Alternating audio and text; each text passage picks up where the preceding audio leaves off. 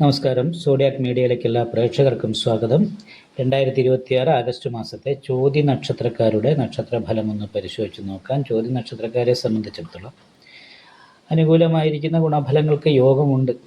എന്നാൽ പോലും കളത്രകാരകനായിരിക്കുന്ന ശുക്രൻ ചന്ദ്രലഗ്നാധിപത്യം വഹിച്ച് 12ാം ഭാവത്തിൽ നഷ്ടസ്ഥാനത്താണ് നിൽക്കുന്നത്.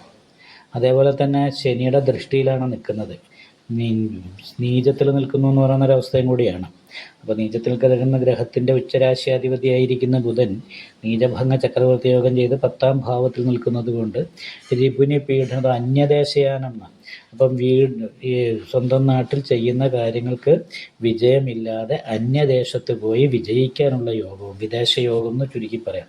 വീട് വിട്ട് അന്യദേശത്ത് നിന്ന് തൊഴിലെടുക്കുന്നവർക്ക് കുറച്ച് ദുരിതമൊക്കെ അനുഭവിച്ചതിന് ശേഷം നല്ല അഭിവൃദ്ധി ഉയർച്ച ഉണ്ടാകാൻ നീചഭംഗ ചക്രവർത്തി യോഗം ഉള്ളത് കാരണം കൊണ്ട് സാധിക്കും. അപ്പോൾ അത് കാരണം കൊണ്ട് തന്നെ അനുകൂലമായിരിക്കുന്ന കർമ്മസംബന്ധമായിട്ടുള്ള ഗുണം അനുഭവിക്കാൻ യോഗമുണ്ട്. 10ാം വ്യാഴം എന്ന് പറയുമ്പോൾ ഇത്തിരി ഒരു വ്യാഴപ്പഴമുണ്ട്.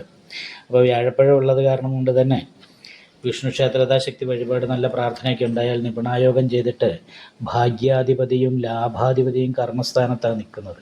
അത് സർവേശ്വരകാരകനായിരിക്കുന്ന വ്യാഴവും കൂടി കർമ്മസ്ഥാനത്തുള്ള തൊഴിലിൻ്റെ കാര്യത്തിൽ അനുകൂലാവസ്ഥ തന്നെയാണ് കാണുന്നത്. എന്നാൽ സന്തോഷിച്ചിരിക്കുമ്പോൾ പെട്ടെന്ന് ടെൻഷൻ ഉണ്ടാകുക, വിപരീത സ്വഭാവം, മനസ്സമാധാനക്കുറവ് എന്ന് പറയുന്നൊരവസ്ഥയാണ്. കാരണം എന്താ വെച്ചാൽ ലഗ്നാൽ 5ാം ഭാവാധിപതിയായിരിക്കുന്ന ശനിയാണ് ശത്രുസ്ഥാനത്ത് നിൽക്കുന്നത്.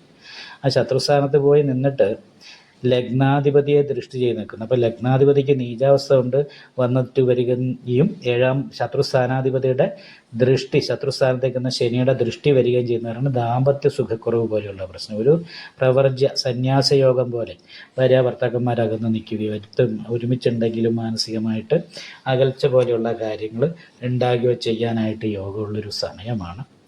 അയ്യപ്പ ക്ഷേത്രത്തിൽ നീരാഞ്ജനം വഴിപാട് ചെയ്യണം. കാര്യം 6 ഇഷ്ടസ്ഥാനത്താണ് ശനി നിൽക്കുന്നതെങ്കിലും ലഗ്നാധിപതിയെ ശനി ദൃഷ്ടി ചെയ്യുന്നത് കൊണ്ടാണ് അയ്യപ്പക്ഷേത്രത്തിൽ നീരാഞ്ജനം വഴിപാട് ചെയ്യാൻ പറഞ്ഞത്.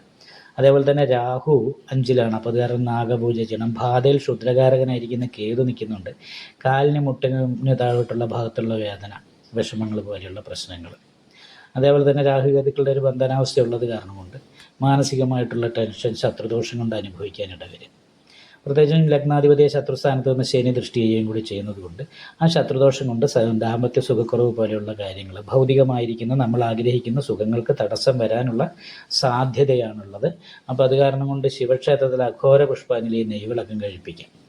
നിവർത്തി സ്ഥാനാധിപതി ഭാഗ്യസ്ഥാനത്തുള്ളത് കാരണം ആഗ്രഹിക്കുന്ന കാര്യങ്ങളൊക്കെ ഈ ശത്രുദോഷ പരിഹാരം വന്ന് ലഗ്നാധിപതിക്ക് നീചഭംഗം വന്നു കഴിയുമ്പം അനുകൂലമായ ഭാഗ്യം അനുഭവിക്കാനും ദാമ്പത്യ സംബന്ധമായിട്ടുള്ള ഗുണം അനുഭവിക്കാനൊക്കെ യോഗമുണ്ട്. അപ്പോൾ 7ാം ഭാവാധിപതി ഭാഗ്യസ്ഥാനത്തായത് കാരണം കൊണ്ട് ഭർത്താവിനെ കൊണ്ട് ഭാഗ്യം അനുഭവിക്കാൻ വരാനുള്ളൊരു യോഗമുണ്ട്. എന്നാൽ സന്യാസയോഗം ഉള്ളത് കൊണ്ട് ഭാര്യ ഭർത്താക്കന്മാർ അകന്ന് നിൽക്കുന്നു എന്ന് പറയുന്നൊരവസ്ഥ. കാരണം സന്യാസയോഗം എന്ന് പറയുമ്പോൾ ശാരീരിക ബന്ധം പോലെയുള്ള കാര്യങ്ങൾക്ക് തടസ്സം വരിക, പരസ്പര ആകർഷണം കുറയുക, ഇങ്ങനെയുള്ള കാര്യങ്ങളാണ്. എന്ന് വെച്ചാൽ ഭർത്താവില്ലാതെയാകുക, ഭർത്താവ് തമ്മിൽ തെറ്റിപ്പിരിയുന്നൊരവസ്ഥയല്ല.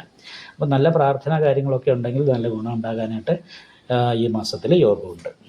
നിങ്ങളുടെ അഭിപ്രായങ്ങൾ കമൻറ്റ് ചെയ്യാം. ജ്യോതിഷവുമായി ബന്ധപ്പെട്ട കൂടുതൽ കാര്യങ്ങൾ അറിയാൻ ഈ ചാനൽ സബ്സ്ക്രൈബ് ചെയ്യുക.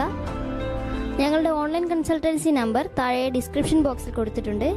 ആവശ്യമുള്ളവർക്ക് കോൺടാക്റ്റ് ചെയ്യാവുന്നതാണ്.